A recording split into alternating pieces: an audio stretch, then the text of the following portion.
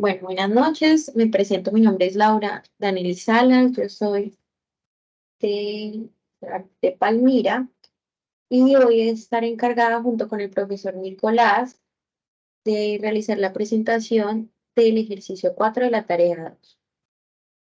No sé si el profesor le gustaría presentarse en un momento.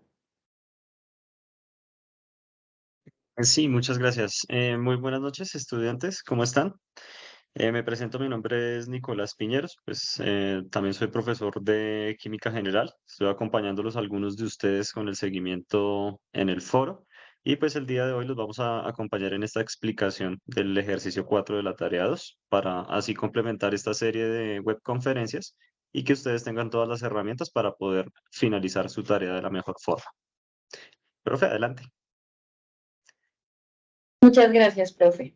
Listo, pues, entonces vamos a continuar con la presentación. La tarea, el ejercicio 4 de la tarea 2 es un ejercicio que incluye una parte de nomenclatura, por tanto necesitamos revisar varios conceptos que son útiles y necesarios al momento de realizar este ejercicio. Entonces, lo que vamos a trabajar el día de hoy son los tipos de compuestos químicos, las fórmulas que nosotros manejamos, cómo obtener los estados de oxidación de los átomos en una molécula, para así poder empezar a hablar de la nomenclatura química.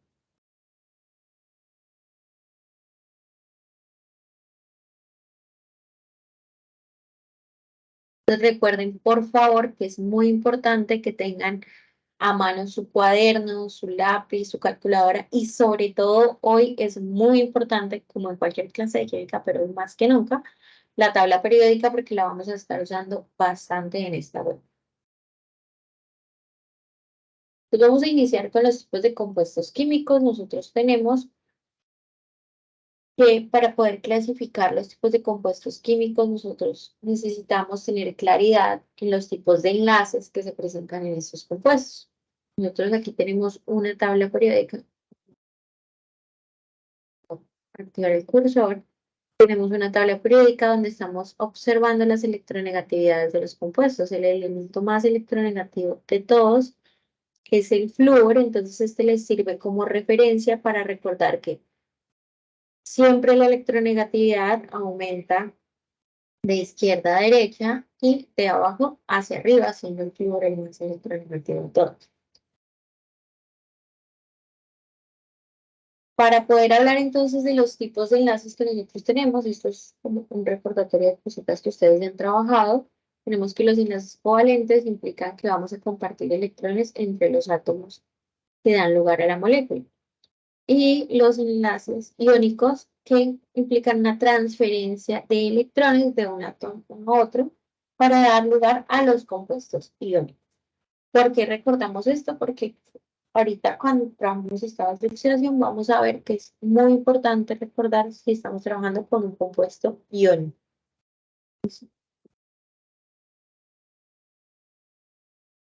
Entonces, según los tipos de fórmulas moleculares que nosotros tenemos los compuestos moleculares y tenemos tres fórmulas principales que nosotros trabajamos. La primera fórmula es la fórmula empírica. Como dice ahí en el texto, la fórmula empírica nos muestra los tipos de átomos diferentes y sus números relativos. Entonces vamos a observar esta imagen que tenemos acá. Voy a utilizar el lápiz para resaltar. Entonces aquí tenemos la fórmula empírica que la tenemos acá.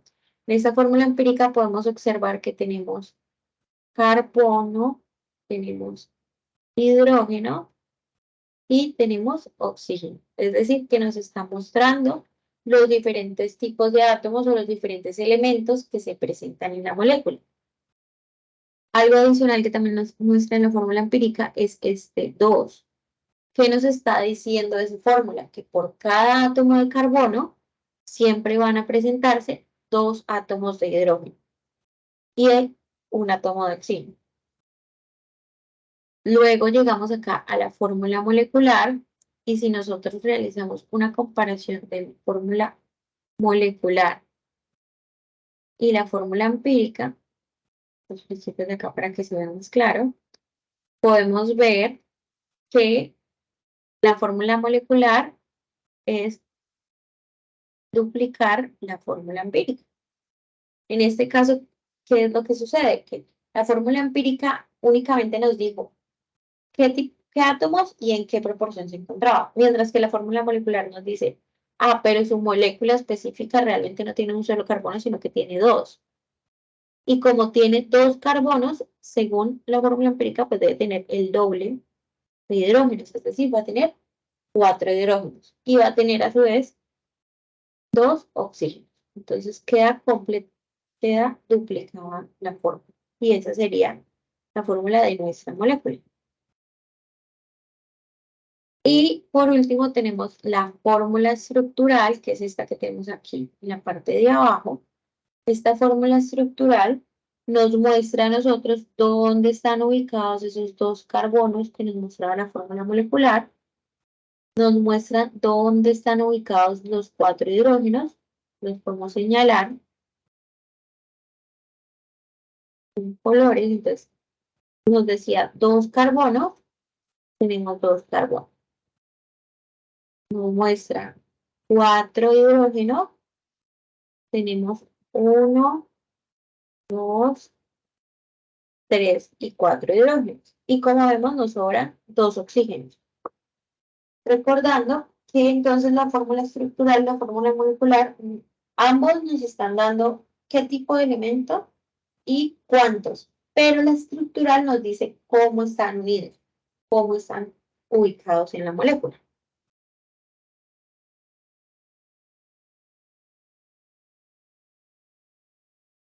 Continuando,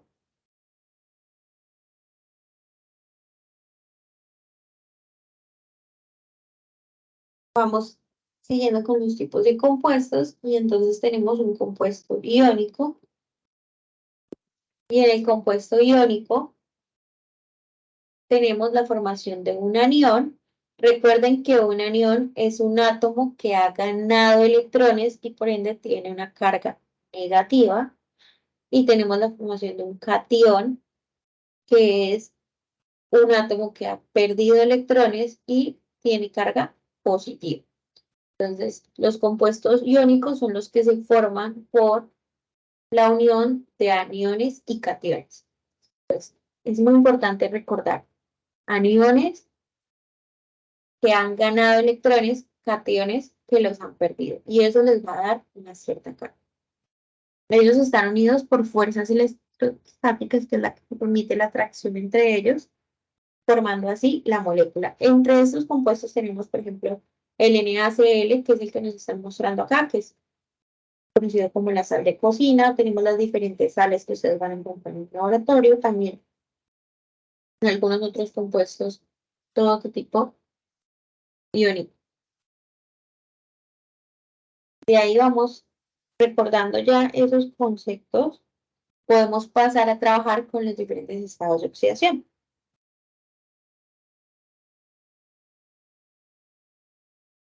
Entonces tenemos, ¿qué es un número de oxidación? Antes de empezar a hablar del tema como tal. Un número de oxidación es el número de electrones que un átomo pierde, gana o que utiliza para unirse a otros átomos en los compuestos. Entonces, por eso era que estábamos recordando la formación de aniones y de cationes, porque nosotros vamos a tener átomos que pierden electrones, que son los cationes, átomos que ganan electrones, que son los aniones, y hay algunos átomos que no necesariamente pierden completamente el electrón o ganan completamente, pero van a tener una cierta atracción positiva o negativa dependiendo de cómo están comportándose en la molécula. Entonces, aquí tenemos un ejemplo de un compuesto de un anión que es el NO3 1 menos. Este 1 menos nos está representando a nosotros que este compuesto NO3 tiene una carga negativa además, es decir, tiene un electrón más. Entonces, en esta molécula, nosotros tenemos un solo nitrógeno, que es este que está acá, o sea, un solo nitrógeno. Tenemos 3 oxígenos, que son estos que están acá, Y las cargas, los números de oxidación que ellos tienen en este compuesto, es para el nitrógeno un +5 y para el oxígeno un -2. Siempre que nosotros tengamos el estado de oxidación de un elemento y que él aparezca duplicado o triplicado, debemos multiplicar estos dos para tener la carga total. En este caso es -6 para el oxígeno y +5 para el nitrógeno. Al momento de yo sumar un +5 con un -6, mi carga completa del compuesto va a ser -1, que es la que nosotros vemos aquí en esta zona. ¿Por qué los átomos van a perder o ganar electrones en la molécula? Porque ellos necesitan llegar a una estabilidad. Ellos están en un estado electrónico y ellos siempre quieren llegar al estado más estable posible. Para eso, entonces, en algunos casos ellos van a ser más estables cuando han ganado electrones y en otros casos van a ser más estables cuando han perdido. Y todo con el fin de completar 8 electrones en su capa externa. ¿Sí? Vamos a hablar un poquito más de estos 8 electrones. Entonces, si vamos a la tabla periódica y recordamos la parte de configuración electrónica, nosotros podemos ver que la tabla periódica está organizada según las configuraciones electrónicas, teniendo que todos los elementos que están en esta primera columna, que es el grupo 1, van a terminar siempre en S1. Los que están en la segunda van a terminar siempre en S2. Y aquí vamos a tener S2NP1. Si miramos el total de electrones, en esta primera tenemos 1, 2, 3, aquí, si sumando estos dos índices de acá arriba, vamos a tener 4, aquí tenemos 5, y ellos van en orden, el siguiente, 6 y 7. Estos numeritos lo que nos están nosotros diciendo es un indicio de cómo funciona su última capa. Nos está mostrando a nosotros cómo podemos mirar cuántos electrones tiene la última capa del átomo y que esos electrones son los que van a participar en el enlace. Por tanto, los que están en esta primera columna tienen un electrón para ofrecer al enlace. Es decir, que pueden compartir ese electrón, lo pueden donar o podrían ganar otros. Sin embargo, cuando ellos están en esta zona, ellos siempre tienden a compartir o donar ese electrón. Acá tenemos, entonces, los de la penúltima columna, que completan 7. Estos 7 son nuevamente los que van a participar en el enlace. Y como vemos, antes mencionábamos, recordando acá, que ellos siempre buscan completar 8.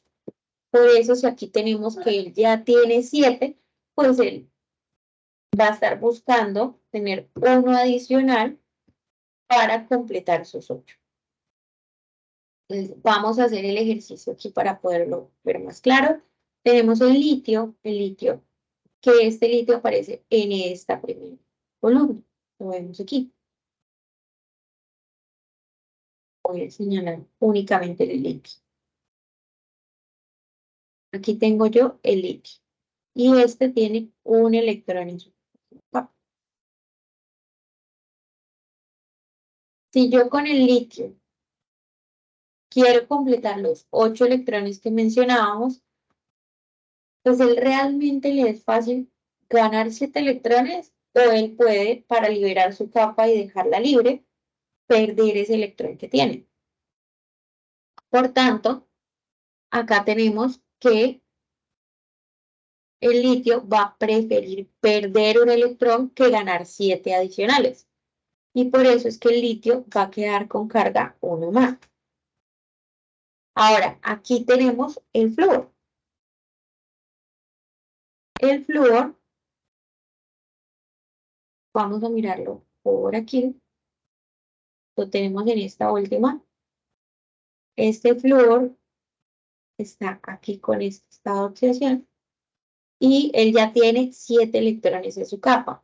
Es decir, que contrario al litio, él no desea donar sus 7 electrones, sino que para completar sus 8 le es más fácil ganar uno. Por ende, los tenemos aquí. Y si vemos, este decidió perder un electrón porque le era más fácil que ganar 7. Y este decidió ganar un electrón. De ahí que la formación de esta molécula se da con la pérdida y ganancia y es un enlace iónico, donde vamos a formar la molécula LiF.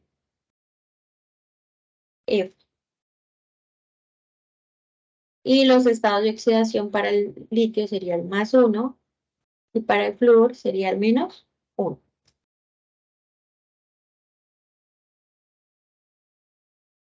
Ahora, nosotros apenas estamos entrando en la idea de qué es un estado de oxidación, pero ahora más adelante vamos a ver entonces cuáles son las reglas para que ustedes los puedan obtener. De igual manera, recuerden que si ustedes tienen su tabla periódica a mano, pueden ir verificando estos estados de oxidación porque en ella también deben aparecer. Este es un ejemplo de un enlace iónico. Ahora tenemos el ejemplo en la parte derecha de un enlace covalente. En el enlace covalente, nosotros tenemos que un enlace es covalente cuando la diferencia de electronegatividad es menor a 1,7. Podemos tener covalentes polares y covalentes apolares. Y en este proceso lo que vamos a hacer es compartir. Como tenemos dos flúor, la diferencia de electronegatividad entre ellos dos es 0 porque son exactamente el mismo compuesto. Estos compuestos lo que van a hacer es compartir. Entonces aquí tenemos que él tiene sus 7 y para completar sus 8, él va a compartir con el otro flúor, haciendo un enlace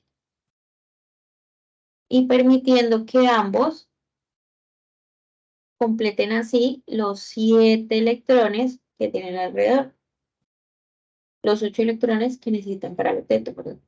Entonces aquí tenemos en el centro el enlace entre ellos dos que se forma a partir de que ellos compartan un par de electrones. Cada uno aporta uno y lo comparte para permitir que el otro complete su ley del octeto o sus 8 electrones alrededor. Que ustedes pueden contar que tiene 3, 5, 7 y con el otro flúor completa los 8.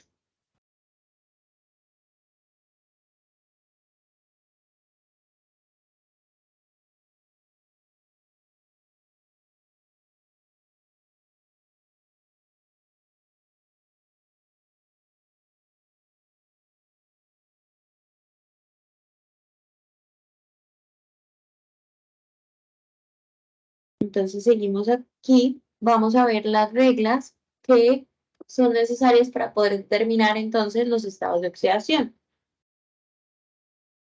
La primera regla que nosotros tenemos es que el estado de oxidación de un átomo individual en un elemento libre es 0. Les voy a dar un ejemplo de esta situación.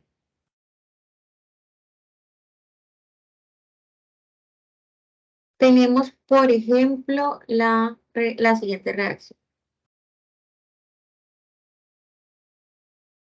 Tenemos la reacción H2 más O2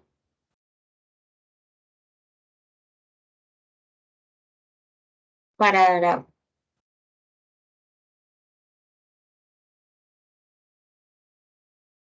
En esta reacción nosotros tenemos un átomo individual o una molécula de un elemento libre. Entonces, por ejemplo, en este caso vemos que esta molécula está compuesta únicamente de hidrógeno, es el hidrógeno solito. En esta de acá tenemos únicamente el oxígeno. Pero en esta última de aquí tenemos hidrógeno combinado con oxígeno. Entonces, esta primera regla que nos menciona un átomo individual o algo sin combinar con otros elementos y nos dice que el estado de oxidación es 0, aplicaría ¿para quién? ¿Para el hidrógeno solito, para el oxígeno solito o para el H2O? Los leo en el chat.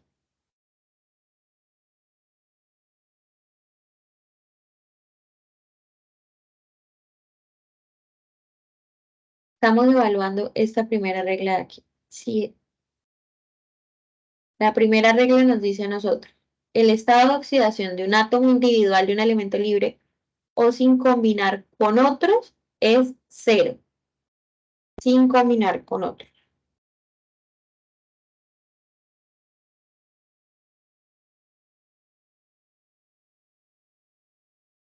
Entonces, cuando ustedes vean esta regla que nos dice acá, en el H2O yo tengo combinado hidrógeno con oxígeno. Es decir, que esta no aplicaría para el hidrógeno solito o el oxígeno solito, sino para estos que tenemos acá. El estado de oxidación del H2 cuando ellos están solitos es cero. O el estado de oxidación del O2 cuando está solo es cero. Para el H2 ya vamos a mirar qué regla nos aplica. Vamos a buscar otro ejemplo de de esta, de esta regla. Entonces, vamos a formar la siguiente.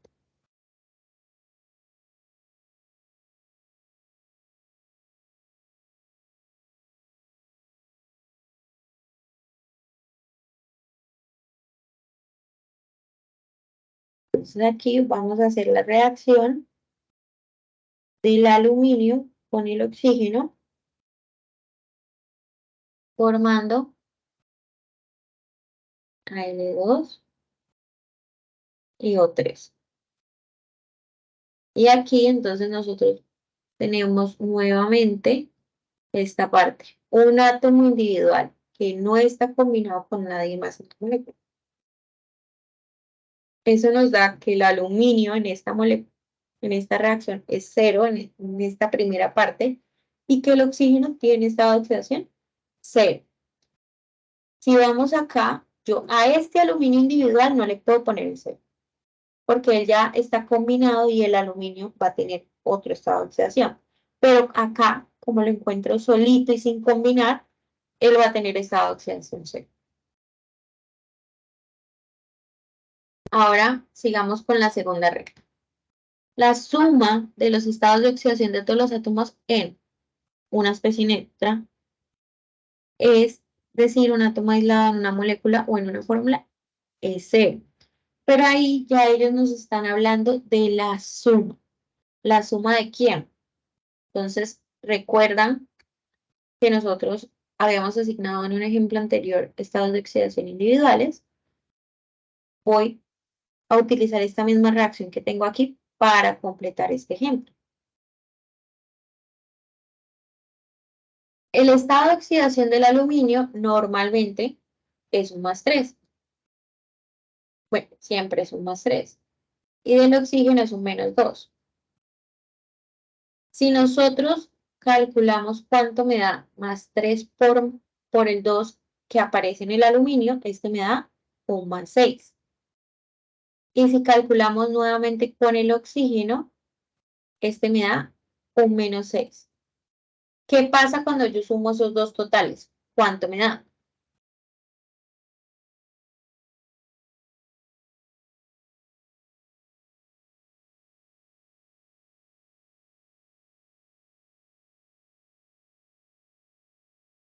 Muy bien, me da 0. Entonces, individualmente, ellos no tenían estado de oxidación cero. Pero en el momento en que yo sumo los totales, teniendo en cuenta que hay dos aluminios y que hay dos oxígenos, entonces el total me da 0. Esa es esta segunda regla que tenemos nosotros acá, que, que me permite a mí verificar si yo he encontrado o he utilizado los estados de oxidación correctos que me decía la tabla. Porque en una molécula la suma me debe dar 0. Ahora, nosotros teníamos en una diapositiva anterior este compuesto escrito de esta manera. NO3 -1. Digo, el menos.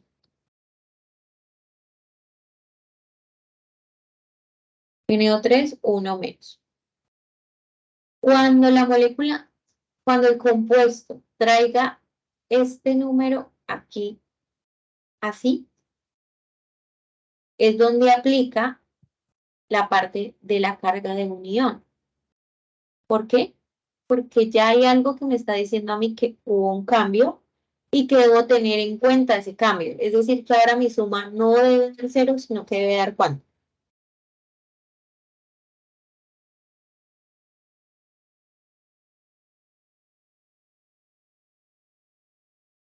La regla nos dice, en un ion la carga es igual a la carga del ion. Es decir, este 1 menos que tenemos acá es nuestra carga del ion. Vamos a asignar los números de oxidación. Entonces les recuerdo que en el ejercicio que teníamos ahorita arriba, habíamos visto que la carga del nitrógeno era más 5 y la carga del oxígeno era menos 2 para este ejemplo. Como solo tengo un nitrógeno, más 5 por 1 me da 5 y menos 2 por 3 me da menos 6. ¿Cuánto nos dio en total?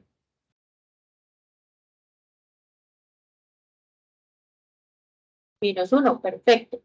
Si nosotros vemos el numerito que tenía el ion arriba coincide con cuánto nos dio la suma total de la carga. Entonces, si no tienen ningún número en la parte de arriba previamente, aquí estamos diciendo que espera pues el otro y tenía que dar 0, pero como este tenía este menos 1, entonces la suma nos debe dar menos.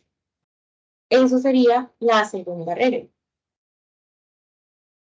Vamos a pasar a la tercera regla, que nos dice a nosotros que los metales del grupo 1 tienen en sus compuestos un estado de oxidación más 1 y los metales del grupo 2 tienen un estado de oxidación más 2. Les voy a volver a la tabla periódica. ¿Quiénes son los metales del grupo 1? Si nosotros miramos la tabla periódica, ¿quiénes son los metales del grupo 1?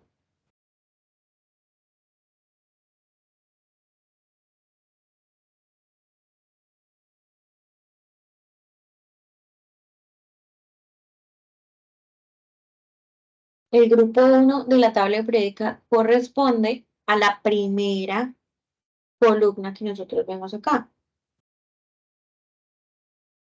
Entonces nosotros vamos a tener que los elementos en el grupo 1 son el hidrógeno, el litio, el sodio, potasio, rubidio, cesio y francio. Y la regla nos decía que todos estos elementos tienen como estado de oxidación, vamos a encerrarlos, perdón, pulso, estos que van a estar acá, van a tener como estado de oxidación un más 1. Entonces, si ustedes los ven en la molécula, recuerden que esos van a tener un más 1. Y ustedes, si tienen una tabla periódica a mano, pueden verificar que cuando miran las valencias, les va a mostrar un más 1. Y también nos decía entonces la regla que los elementos de el grupo 2, es decir, este que tenemos aquí, berilio, magnesio y calcio, pues entonces vamos a tener un más 2. Muy bien, alguien está revisando por ahí la tabla periódica, porque notó que nos hablaban de que el hidrógeno podía tener un más 1 y un menos 1. Ese menos 1 es en casos especiales. Comúnmente va a tener un más 1, pero vamos a mirar ahorita cuáles son esos casos especiales donde pueda llegar a tener un menos. Entonces acá vamos a colocar el más 2.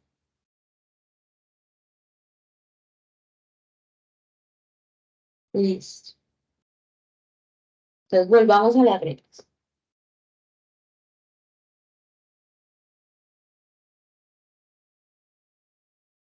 Entonces aquí ya tenemos metales del grupo 1 van a tener estado de oxidación más 1, metales del grupo 2 van a tener estado de oxidación más 2.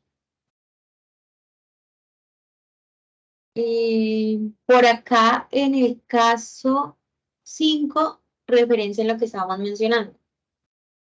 Tenemos un +1 casi siempre para el hidrógeno, porque cuando tenemos los hidruros es que él va a cambiar, que va a tener un -1. Pero generalmente él va a trabajar con un +1. Es el que tiene prioridad en el hidrógeno. Seguimos con la regla 4. El estado de oxidación del flúor en sus compuestos es -1 y esa la vamos a combinar con, vamos a ver, la regla 7 que dice los elementos del grupo 17 en sus compuestos binarios tienen estados de oxidación -1. Entonces voy a resaltar esta parte para ir a la tabla. Se ve muy oscuro, pero no cambiamos de... Nos dice acá, los del grupo 17 en sus compuestos binarios tienen un -1 y el flúor siempre tiene un -1. Entonces vamos a volver a ver quiénes son esos elementos del grupo 17. Entonces, volviendo a la tabla periódica, nuestro grupo 17 es este que tenemos aquí. Este es nuestro grupo 17. Es el grupo donde nos aparece a nosotros el flúor, cloro, bromo, yodo. Y entonces el flúor siempre tiene un -1. Y cloro, bromo y yodo tienen un -1 cuando están en compuestos binarios. Compuestos que tienen solo dos tipos de elementos. Entonces, si ustedes miran su tabla periódica, les va a aparecer que el estado de oxidación del flúor es -1 y que cloro, bromo y yodo tienen el -1, tienen otros, pero cuando ustedes vean que él está en compuestos binarios, siempre va a ser el mismo.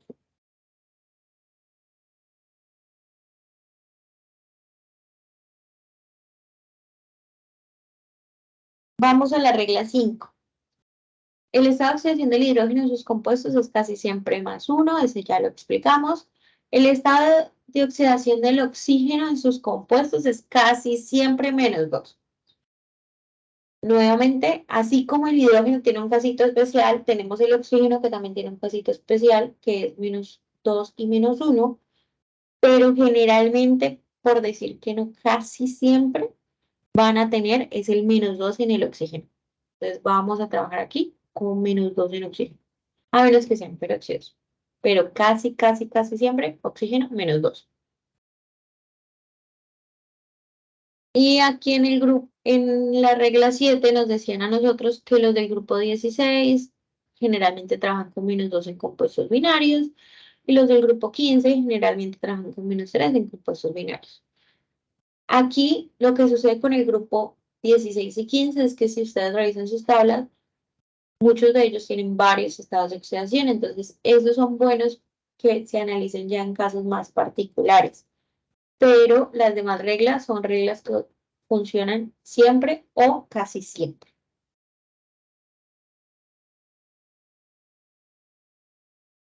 Ya con esta información y con la claridad de los estados de oxidación, se puede empezar a hablar de nomenclatura. Ahora, ¿por qué nos pusimos a molestar tanto con los estados de oxidación si vamos a hablar de nomenclatura?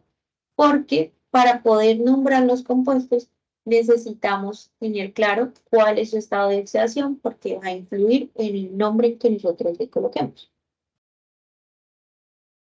Cuando te aparece más o menos, se está indicando que puede usar el 1. Por ejemplo, si te aparece un más o -1, está indicando que puede ser +1 o que puede ser -1, que puede usar ambos.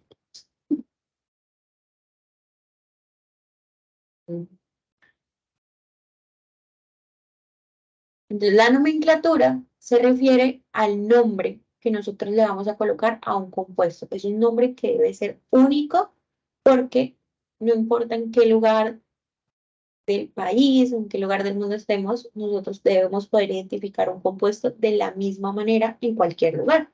Por eso es que aquí tenemos que puede ser, que este nombre debe ser único. y debe seguir unas reglas que son las que nosotros vamos a estudiar en la nomenclatura.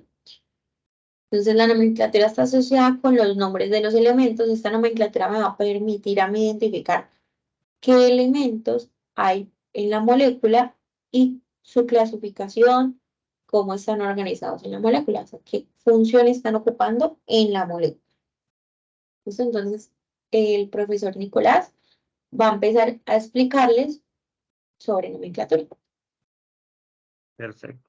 Voy a compartir mi pantalla. Listo, regálame un momento.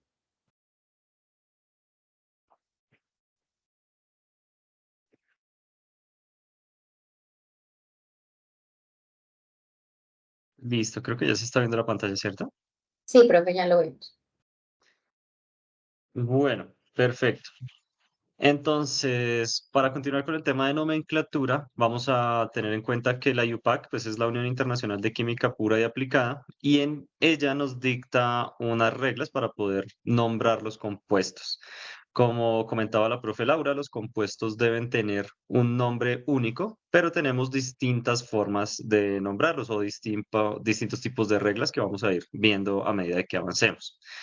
Tenemos distintos tipos de moléculas. Tenemos lo que son óxidos, como su nombre lo indica.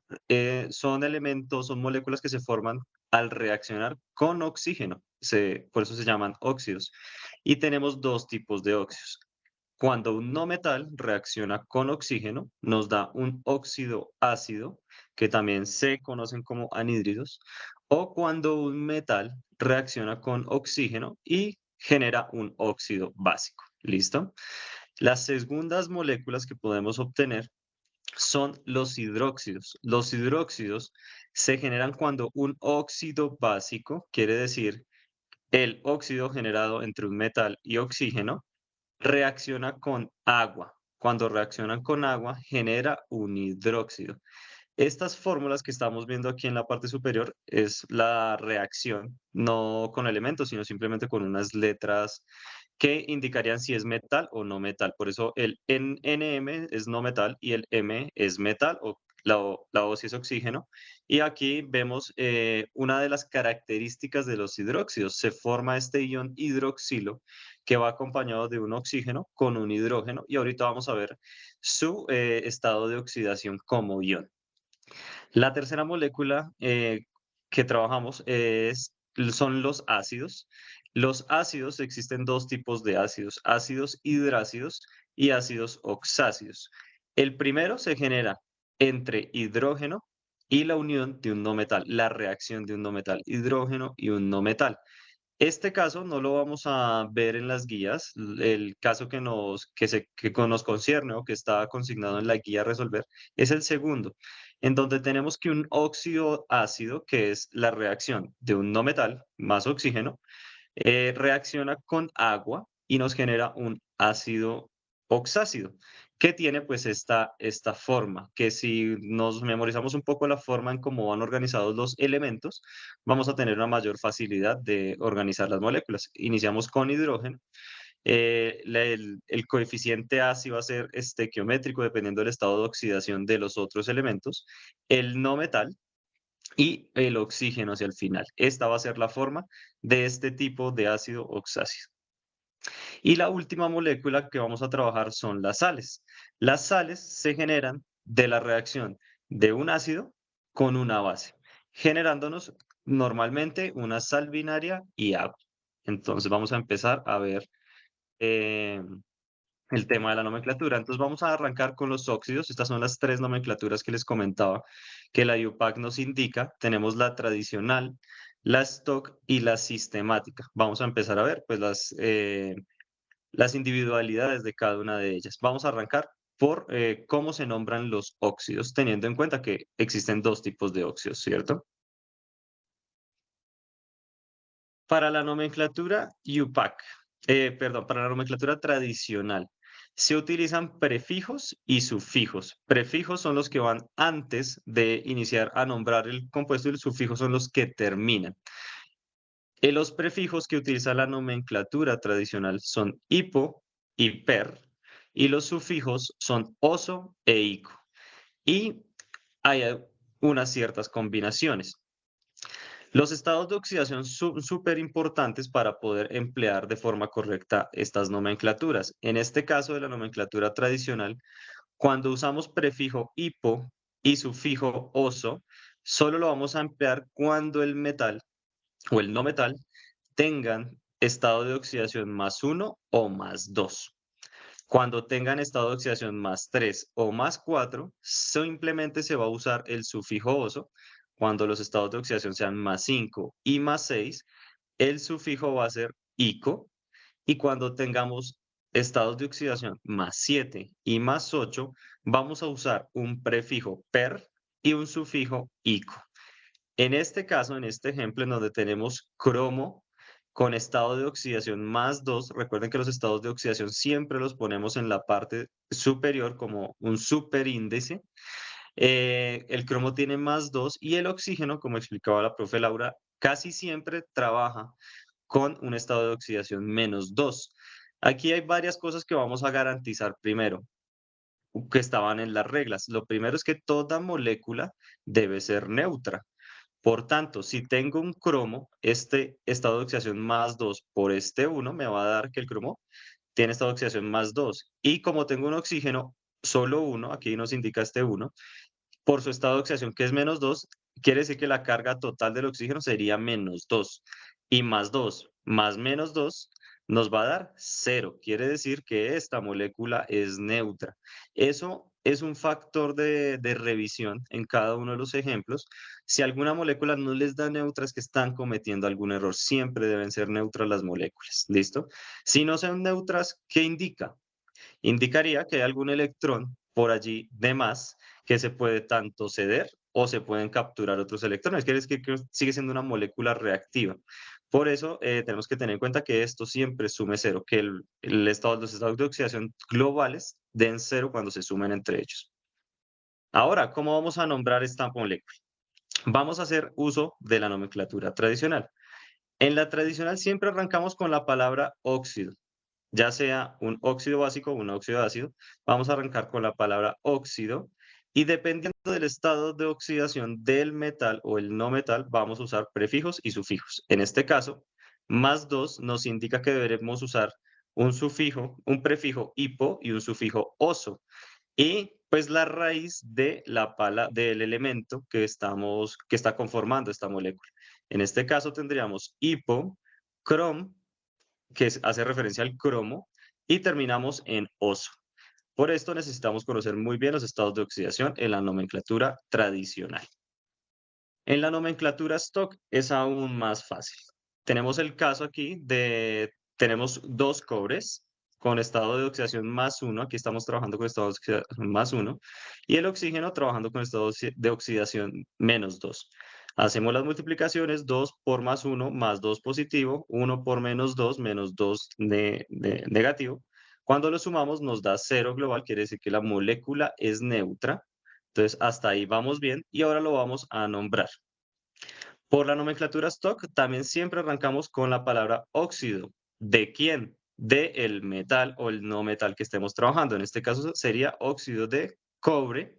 Y entre paréntesis va el estado de oxidación de ese metal o ese no metal, para que lo tengamos en cuenta. Siempre va entre paréntesis el estado de oxidación en letra romana mayúscula. ¿Listo? En los números romanos mayúsculas, la que conocemos desde siempre. Y finalmente la nomenclatura sistemática, que es la más nueva, usamos solo prefijos mono para cuando tenemos solo un elemento, di cuando tenemos dos de ese mismo elemento, dos componentes, dos unidades del mismo elemento, tri cuando son tres, tetra para cuando son cuatro, penta cuando son cinco, hexa para cuando son seis, etcétera, etcétera, etcétera. En adelante podemos seguir poniendo los sufijos. En este caso, en donde tenemos dos hierros, aquí nos lo indica el subíndice 2 y tres oxígenos, podemos nombrar esta molécula como usando los prefijos tri, al ser un óxido, trióxido, aquí siempre arrancamos de atrás hacia adelante, ¿cierto? Arrancamos desde el oxígeno hacia el metal. Tri porque son tres, óxido porque es un oxígeno. ¿De quién? De hierro, pero ¿cuántos hierros tenemos en esta molécula? Tenemos 2 hierros, nos lo indica aquí el subíndice, ¿cierto? Entonces sería trióxido de hierro, la forma correcta para nombrar esta molécula en la nomenclatura sistemática. Estas son las 3 tipos de nomenclaturas y así se usan para los óxidos. Ahora vamos a pasar para los hidróxidos. En el caso de los hidróxidos, recuerden que aquí lo significativo o como los podemos reconocer fácilmente es por este ion hidroxilo que está compuesto por un oxígeno y un hidrógeno y tiene un estado de oxidación también eh, de la molécula que la profe lo comentó anteriormente, pero ya lo vamos a revisar. Aquí también tenemos los 3 tipos de nomenclaturas y vamos a ver cómo se trabaja con ellas. En la nomenclatura tradicional, continuamos con los mismos prefijos. Hipo y per, ya saben que uno es para cuando tenemos estados de oxidación más 1 y más 2, y el otro cuando tenemos más 7 y más 8. Los sufijos oso e ico, que dependiendo del estado de oxidación vamos a usar unos u otros. Aquí tenemos como metal el cromo. Tenemos un único cromo, está trabajando con estado de oxidación más 2. Esto ya nos indica cuál de estos prefijos y sufijos debemos trabajar. Y tenemos el ion hidroxilo que siempre va a aparecer en todas estas moléculas que son hidróxidos, compuesto por oxígeno e hidrógeno, en donde el oxígeno trabaja con -2, el hidrógeno está trabajando con un estado de oxidación más 1, quiere decir que -2 más 1 vamos a tener -1. Por eso esta molécula de hidróxido siempre trabaja con un estado de oxidación -1. Para que sea neutra, para que pueda neutralizar esos hidroxilos a estos +2 del cromo, pues deberían existir 2 moléculas de ese hidroxilo, 2 por -1, -2, más 2 positivo me va a dar 0. Y pasamos a hacer la nomenclatura. En este caso, arrancamos también de atrás hacia adelante, y como es un hidróxido, tenemos un ion hidroxilo, pues va a ser hidróxido, la palabra hidróxido, ¿de quién? Como el estado de oxidación del cromo es +2, usamos prefijo hipo, la raíz del elemento, en este caso otra vez crom, y terminamos con el sufijo oso, y tendríamos el nombre de esta molécula que es hidróxido hipocromoso. En la nomenclatura stock vamos a ver que también se trabaja de la misma forma que en los óxidos, solo que aquí lo que cambia la palabra óxido por la palabra hidróxido. Entonces sería hidróxido de quién, de ese metal. En este caso tenemos cobre y su estado de oxidación en número romano y entre paréntesis. Quiere decir que este cobre está trabajando con estado de oxidación +2. ¿Listo? Y la nomenclatura sistemática, lo mismo, trabajamos con los prefijos mono, di, tri, tetra, penta, hexa, etcétera, y arrancamos a nombrar las moléculas de atrás hacia adelante. Como podemos observar, tenemos 3 iones hidroxilos. Esto nos va a indicar un trihidróxido. ¿De quién? En este caso solo tenemos un hierro, de hierro. Si tuviéramos Fe2 o 3, ya sería di o trihierro. En este caso, como es solo uno, no usamos el prefijo mono cuando estamos dentro de la nomenclatura, simplemente es para iniciar. Ahora vamos a pasar a la cuarta molécula, que son los ácidos, en donde ya les comentaba que teníamos dos distintos tipos de ácidos, pero aquí vamos a trabajar con los oxácidos y vamos a ver cómo se nombra. Ácidos, los hidrácidos, los que tenemos en la parte superior, que como les comento en la guía no los tenemos, también trabajan siempre con la palabra ácido, siempre arrancamos a nombrar aquí con palabra ácido para las dos categorías y terminamos en sufijo hídrico. Aquí es ácido y sufijo hídrico. Y estos hidrácidos están conformados por el elemento hidrógeno y el grupo de los halógenos, que como veíamos por allí en la tabla periódica, es la penúltima columna antes de llegar a los gases nobles, en donde tenemos flúor, cloro, bromo y yodo, ¿cierto? El grupo de los halógenos. Allí tendríamos la nomenclatura, como lo decía, arrancamos siempre con la palabra ácido, como si fuera el prefijo. El clor, que sería la raíz del elemento de ese halógeno que estaba generando ese ácido. Y terminamos con la palabra hídrico. Ácido clorhídrico HCl. ¿Listo? Y también tenemos un segundo grupo que se conforma por un hidrógeno y un grupo que se llama anfígeos, en donde está eh, el azufre, el selenio y el telurio. ¿Listo? Estos se nombran de la misma forma que en lo anterior. Ahora, en el otro grupo que tenemos los oxácidos, estos, como aquí indican, se nombran como los óxidos, ¿cierto? Aquí va a ser conformado por un hidrógeno más el no metal más el oxígeno. Vamos a ver que este es el que vamos a conformar nosotros después de haber conformado pues ese óxido ácido. Y aquí trabajamos de la misma forma. Arrancamos con la palabra ácido. La raíz del no metal, en este caso es azufre, entonces sería sulfur. Y terminamos en ico porque el estado de oxidación de este azufre debe ser 5 o 6, ¿cierto? Por eso terminamos en prefijo ico. Aquí tenemos la nomenclatura sistemática de los oxácidos. En este caso tenemos esta molécula que es H2, azufre y oxígeno 2. ¿Y cómo se nombra? Pues acá tenemos en las diapositivas una pequeña guía en donde arrancamos con prefijos mono, di, tetra, penta, hexa, como es lo característico de la nomenclatura sistemática, que nos indica la cantidad de oxígeno, ¿cierto? Siempre vamos a comenzar de atrás hacia adelante a nombrar. En este caso, ¿cuántos oxígenos tenemos? Aquí vemos claramente que tenemos dos. Quiere decir que vamos a usar un prefijo di. Oxo, que esta sería la raíz del oxígeno, la raíz dioxo. Después vamos a pasar al prefijo del no metal.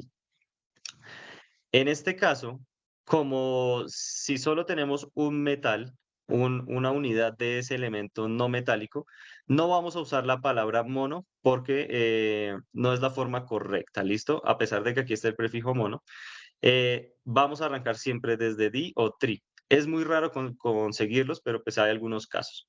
Entonces, en este caso vamos a obviar la palabra mono y vamos a poner la raíz de ese no metal, que sería sulf, y vamos a poner siempre la palabra ato, continuado ese sulfato, teniendo en cuenta que estamos trabajando con el grupo de los oxácidos. Oxácidos. En el grupo de los hidrácidos hay una variación, pero también es muy pequeña.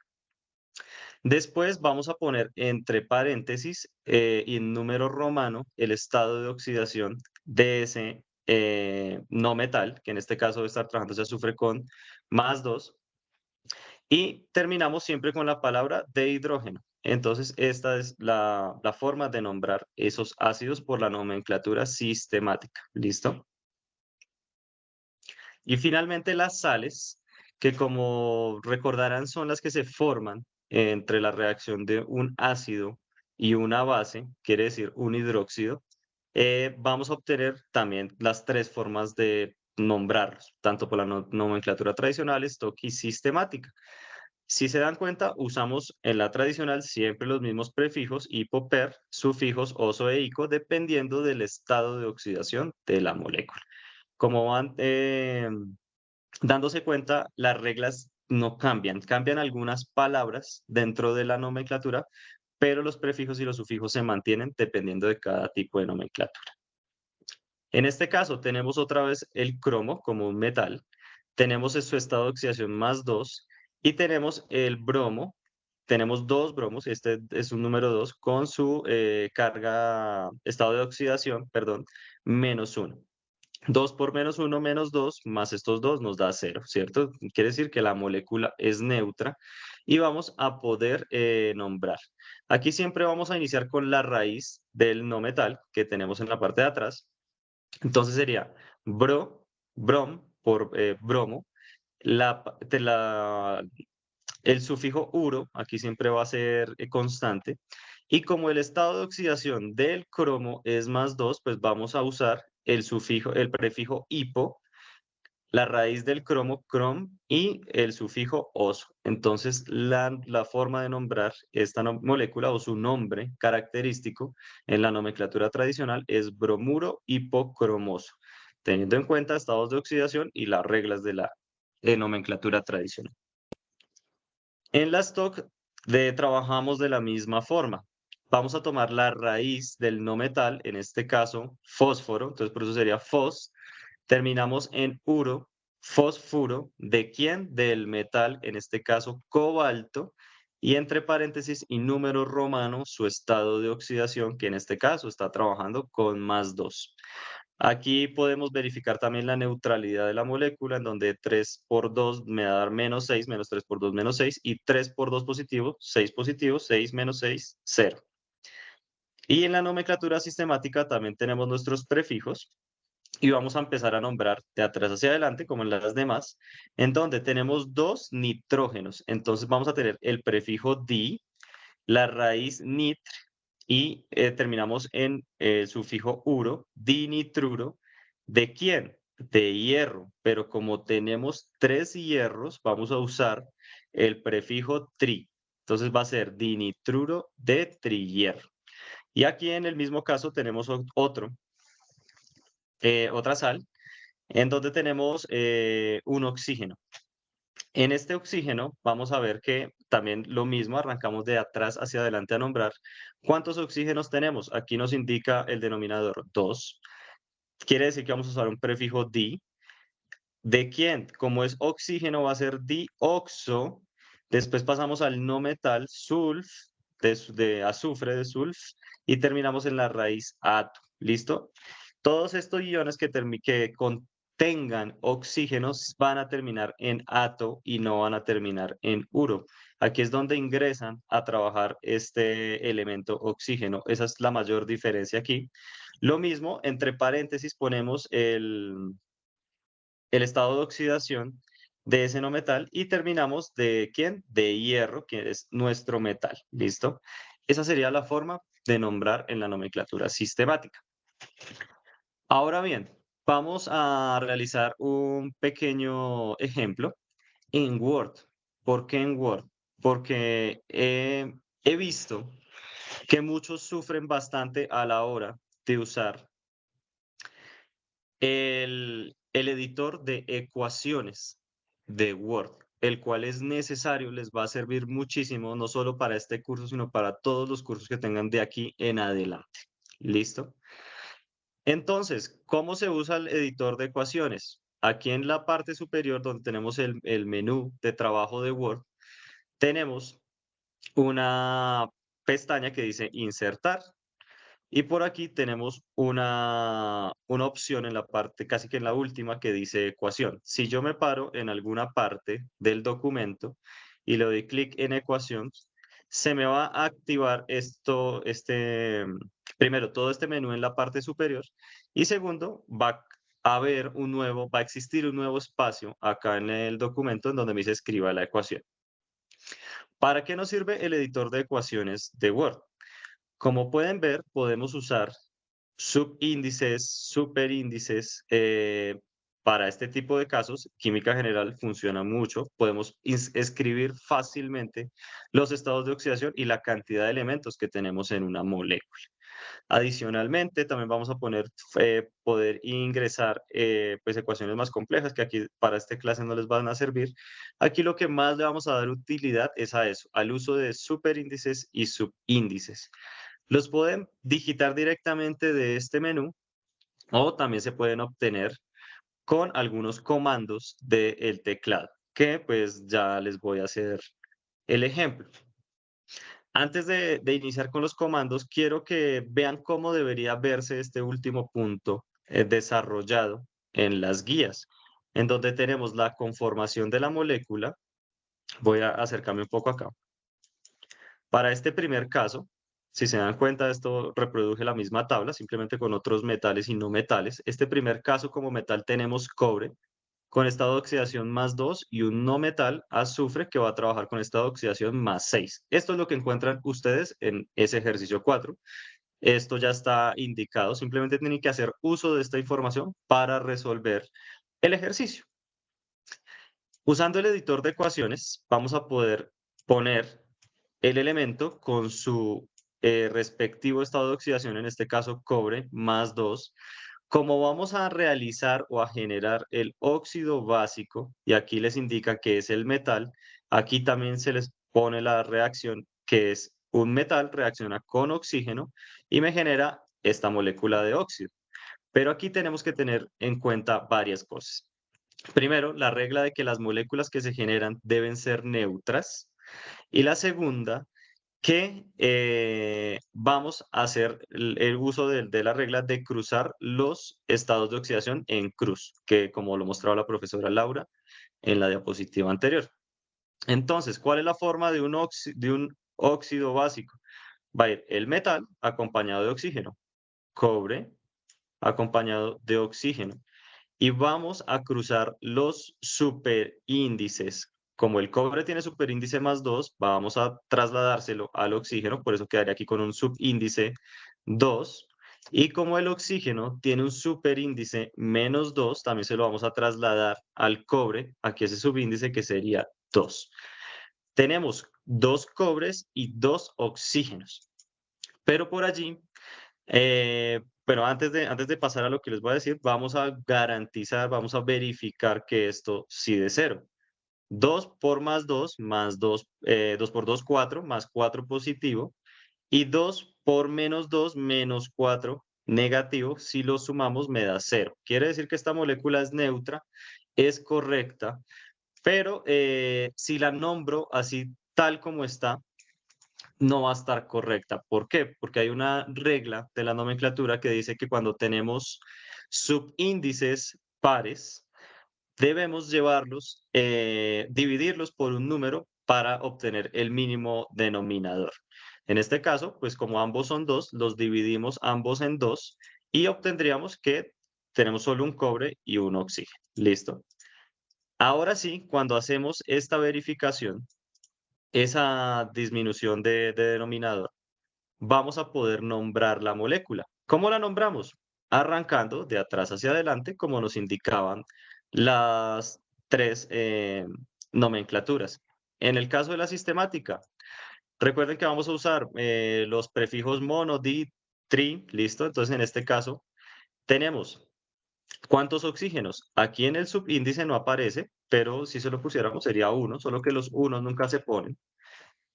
Siempre asumimos que cuando no vemos un subíndice va a ser uno.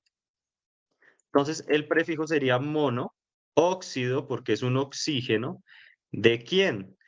De dicobre, tricobre, tetracobre, lo que sea, pero como solo tenemos un cobre, que como les digo, aquí tampoco se pone, sino que si existiera sería así, pero no es correcto poner los unos. Entonces tenemos monóxido de cobre. ¿Listo? En la nomenclatura stock, recuerden que siempre comenzamos con la palabra óxido. ¿De quién? Del metal.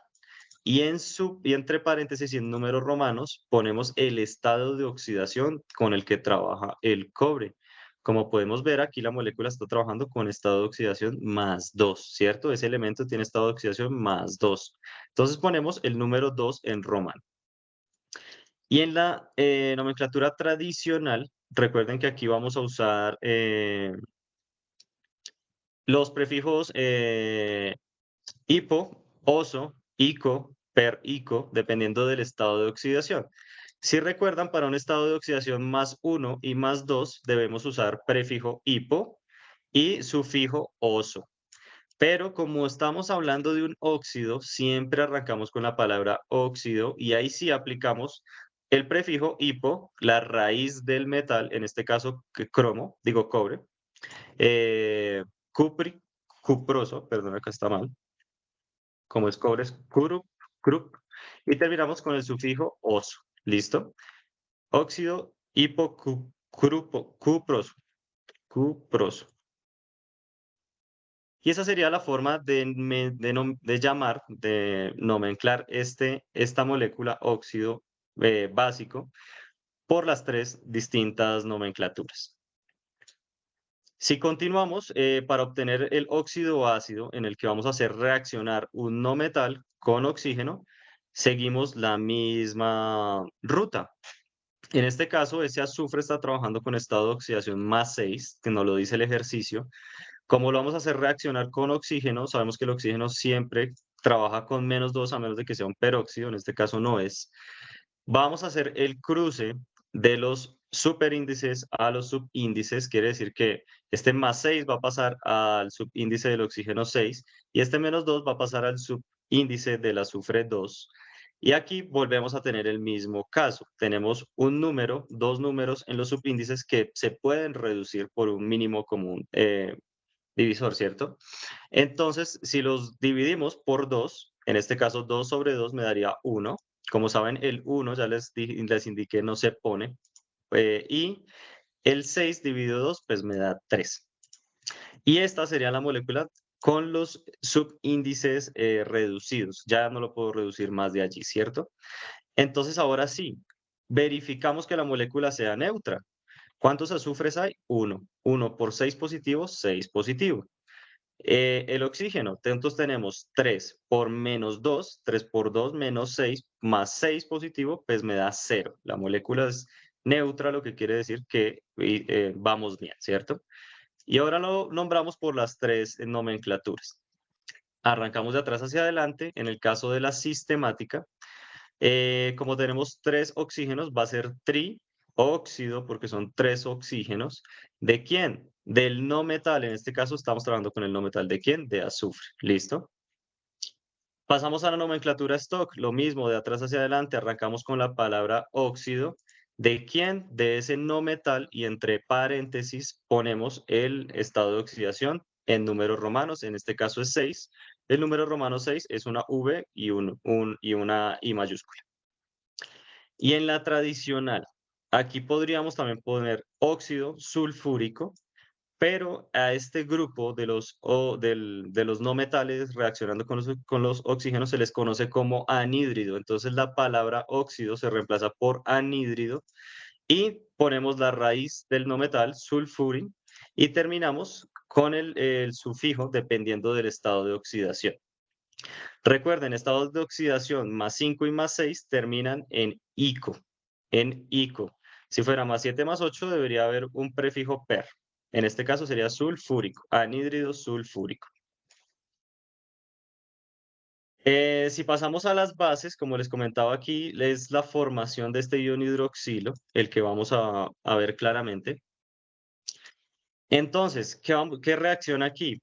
Como vemos, aquí lo que reacciona es el óxido básico, ¿cierto? El que se conformó entre el oxígeno y un metal. Siempre lleven los estados de oxidación. Esto les va a ayudar bastante para no cometer errores y después hacer un correcto nombramiento. Lo hacemos reaccionar con agua, que el agua es H2O, esto todos lo conocemos, ¿cierto? Es una molécula neutra, tenemos un oxígeno, menos 2 cargas negativas de ese oxígeno, 2 hidrógenos, el hidrógeno siempre trabaja con más 1 de carga de oxígeno, de estado de oxidación, perdón. 2 por 1, 2 positivo, menos 2, 0. Las dos son neutras, ¿cierto? Y cuando las hacemos reaccionar, pues vamos a obtener el siguiente hidróxido o base, como se le conoce también en la jerga de laboratorio. Entonces, ¿qué estructura tiene un hidróxido? Primero va el metal y después va el ion hidroxilo. Pero ¿cómo sabemos que nos quedó bien conformada? ¿Por qué? Porque primero, el ion hidroxilo siempre trabaja con un estado de oxidación -1. ¿Por qué? Porque el oxígeno trabaja con -2 y este hidrógeno es solo 1. Quiere decir que tenemos una carga neta, si la sumamos, de -1. Y tenemos en cuenta el cobre. Si yo borrara este 2 que tenía allí, tendríamos dos cargas positivas del cobre, y si le sumo esta carga negativa, me quedaría carga neta global más 1. Quiere decir que esa molécula no es neutra. Aquí también podemos aplicar lo mismo de cruzar los superíndices a los subíndices. Este 1 lo cruzamos al denominador del cobre, pero como los unos no se ponen, entonces lo dejamos sin nada. Y este 2 lo cruzamos con este hidróxido. Entonces le pondríamos 2 y aquí sí se cumpliría la neutralidad de este hidróxido. Y aquí empezamos a hacer la nomenclatura por la sistemática. Aquí es dihidróxido, perdón. Empezamos de atrás hacia adelante. Con los prefijos en sistemática, como tenemos dos iones hidroxilos, va a ser dihidróxido. ¿De quién? Del metal. En este caso tenemos cobre y solo tenemos uno. Va a ser dihidróxido de cobre. Muy sencillo. En las TOC Aquí tendríamos, aquí también me equivoqué, es hidróxido. ¿Hidróxido de quién? Del metal, de cobre, pero el estado de oxidación va entre paréntesis y números romanos. ¿Qué estado de oxidación tiene este cobre? Más 2, ¿cierto? Y en la nomenclatura tradicional tenemos que solo se pone la palabra hidróxido, la raíz del metal, que en este caso sería cup de cobre, y terminamos en el sufijo ico, teniendo en cuenta pues el estado de oxidación. ¿Listo? Ahora sí pasamos después a la conformación del ácido, que es cuando trabaja el óxido ácido que habíamos hecho la vez pasada en la segunda columna de acá, y lo hacemos reaccionar con agua. Cuando hacemos esto, nuevamente nos traemos los estados de oxidación de esa molécula que conformamos, lo hacemos trabajar con agua y vamos a obtener el ácido de esta forma, en donde primero vamos a tener hidrógeno, después vamos a tener el no metal y vamos a terminar con oxígeno. Aquí es súper importante tener muy presente con qué estado de oxidación está trabajando cada uno de esos elementos, porque acá no vamos a poder hacer ese cruce de superíndices a subíndices. Aquí necesitamos tener en cuenta las cargas netas positivas, el número de átomos de hidrógeno que venían de esa molécula de agua, que siempre son 2, y los oxígenos que tenemos son 4. ¿Por qué 4? Este SO3 tiene 3 oxígenos y el agua tiene otro oxígeno, 4 oxígenos, ¿cierto? Entonces aquí tenemos que verificar la neutralidad de esa molécula. 2 por una carga positiva, 2 positivo. 1 por 6 cargas positivas, 6 más 2 positivas, tenemos 8 cargas positivas. Oxígeno, 4, tenemos 4 oxígenos por su estado de oxidación menos 2, me va a dar menos 8, lo que quiere decir que más 8 menos 8 me da 0. Esta molécula es neutra, ¿listo? Por eso es tan importante tener aquí siempre presente los estados de oxidación. Y bueno, ¿y cómo lo nombramos? Por la nomenclatura sistemática vamos a tener una pequeña variación que como lo ven por aquí, tenemos entre paréntesis el número romano, lo que les comentaba también las diapositivas, y arrancamos de atrás hacia adelante. ¿Cuántos oxígenos tenemos? 4. ¿Cuál es el prefijo de 4? Es tetra. Como es oxígeno, va a ser raíz oxo, tetraoxo. ¿De quién? Del no metal. ¿Quién es el no metal? Azufre o genera el ion sulfato. Entonces va a ser sulf. Vamos a terminar en ato porque genera el ion sulfato. Y entre paréntesis vamos a tener la carga de ese no metal, que es más 6. Y el número romano 6, pues es esta V y este I, la I mayúscula. ¿De quién? De hidrógeno. ¿Por qué hidrógeno? Porque está aquí, ¿cierto? Y es la forma correcta para nombrar de sistemática. Siempre vamos a terminar en la nomenclatura sistemática cuando hablemos de ácidos en de hidrógeno. Por la stock. En la nomenclatura stock vamos a iniciar siempre con la palabra ácido y lo mismo. Aquí nos devolvemos a nombrar hacia atrás la molécula. ¿Ácido de quién? ¿Cuántos oxígenos hay? 4. Tetra, la raíz oxo, el sufijo del no metal, sulfu, y aquí terminamos en ico por el estado de oxidación más 6, terminamos en ese sufijo ico, y adicionalmente dentro de paréntesis, pues ponemos el número romano del estado de oxidación. En la tradicional es también muy parecida a las stocks, iniciamos con la palabra ácido, y ponemos la raíz del no metal, sulfuro, y terminamos en ico por el estado de oxidación más 6. ¿Listo? Y finalmente, para la obtención de la sal, tenemos el siguiente caso, en donde el ácido y la base que obtuvimos de ese no metal y ese metal que nos indicaron en el ejercicio los vamos a hacer reaccionar. Aquí estaría el hidróxido que obtuvimos y el ácido que obtuvimos. Cuando uno hace reaccionar un ácido y una base, siempre va a obtener una sal. Y la sal tiene cierta estructura. La estructura es el metal con el ion que tenía la el ácido. Este ion que se conforma aquí al final, que en este caso es el ion sulfato, SO ion sulfato y SO4 ion sulfato, ¿listo? Entonces, el metal cobre trabajaba con un estado de oxidación más 2 y este ion, cuando hacemos esa suma global de cargas, vemos que solo tenemos un azufre con carga más 6 positiva, 4 oxígenos con carga menos 2, 4 por menos 2, menos 8, más 6, menos 2. Ese ion va a trabajar con esta carga neta global, menos 2. Más 2 del cobre quiere decir que esta molécula es neutra. Si la molécula es neutra, pues nos quedó correcto y adicionalmente a esta reacción también se genera agua. ¿Listo? ¿Y cómo nombramos? Por la nomenclatura sistemática, lo mismo, de atrás hacia adelante, en donde tenemos estos paréntesis, yo los puse aquí de más, pero arrancamos igual, ¿cierto? ¿Cuántos oxígenos tenemos? 4, quiere decir que usamos tetra, el prefijo tetra. ¿De quién? De 4 oxígenos, entonces oxo. Después el no metal, sulfato. Si se dan cuenta, es la misma raíz que tenemos aquí en el ácido, ¿cierto? Tetraoxosulfato, entre paréntesis, el estado de oxidación del no metal. ¿Y de quién? Del metal, de cobre. Esa sería la forma correcta para hacerlo, para nombrar por la nomenclatura sistemática. En la stock es mucho más sencillo, simplemente se nombra el ion es sulfato. ¿De quién? Del metal, en este caso cobre, y entre paréntesis ponemos el estado de oxidación en número romano. Y en la tradicional, lo mismo, arrancamos con el nombre del ion, es el ion sulfato, y la raíz del metal, que va a ser Cup, que es por el cobre, y terminamos en ico por el estado de oxidación de ese metal.